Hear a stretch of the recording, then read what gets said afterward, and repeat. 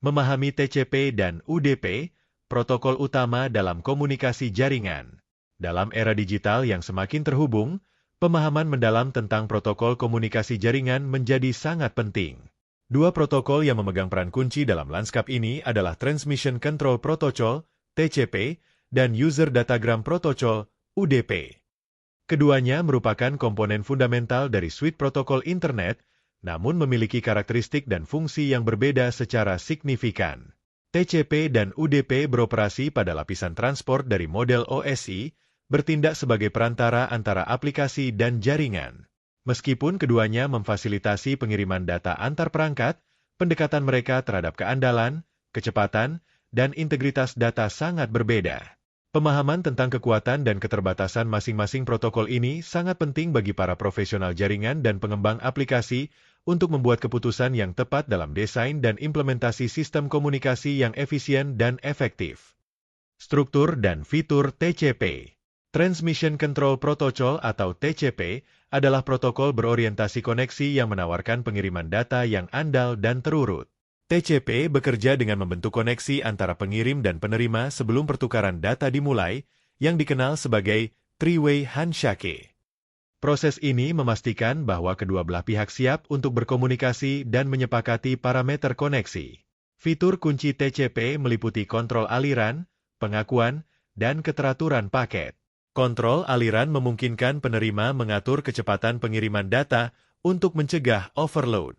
Sistem pengakuan memastikan bahwa setiap paket yang diterima dikonfirmasi, memungkinkan pengirim untuk mengirim ulang paket yang hilang.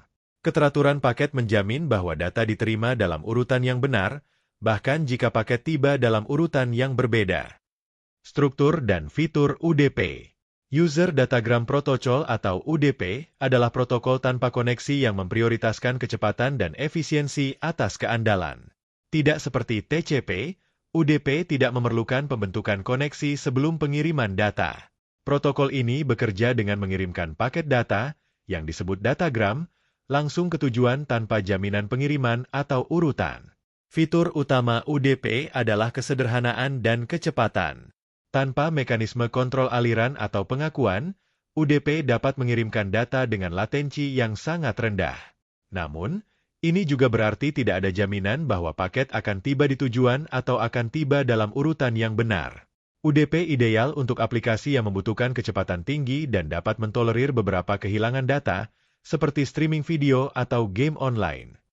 Keandalan dan kinerja TCP versus UDP. TCP dan UDP memiliki pendekatan yang sangat berbeda terhadap keandalan dan kinerja. TCP menjamin pengiriman data dengan menggunakan mekanisme pengakuan dan retransmisi. Setiap segmen yang dikirim harus diakui oleh penerima. Jika pengakuan tidak diterima dalam waktu tertentu, TCP akan mengirim ulang segmen tersebut.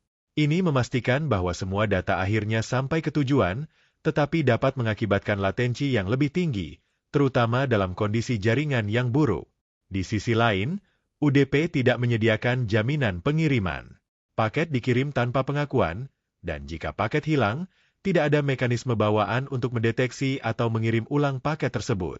Ini menghasilkan latensi yang lebih rendah dan throughput yang lebih tinggi, tetapi dengan risiko kehilangan data. Dalam hal kinerja, UDP umumnya lebih cepat dan lebih efisien untuk aplikasi yang dapat mentolerir beberapa kehilangan data, sementara TCP lebih cocok untuk aplikasi yang memerlukan keandalan tinggi. Penggunaan TCP dan UDP dalam aplikasi. Pemilihan antara TCP dan UDP sangat bergantung pada kebutuhan spesifik aplikasi.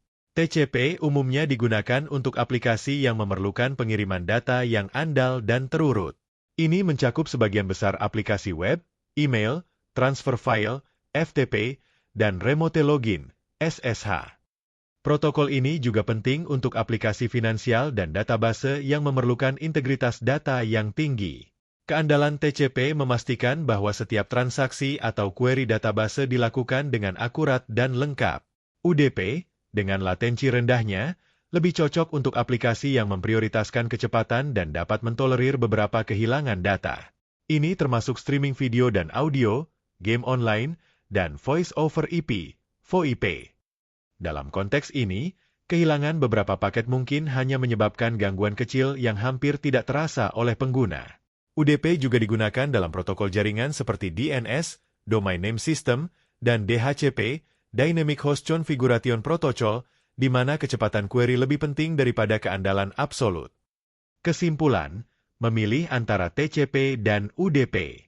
Perbedaan utama antara TCP dan UDP terletak pada prioritas mereka dalam komunikasi jaringan. TCP mengutamakan keandalan dan keteraturan data, menjamin bahwa setiap bit informasi sampai ke tujuan dalam urutan yang benar.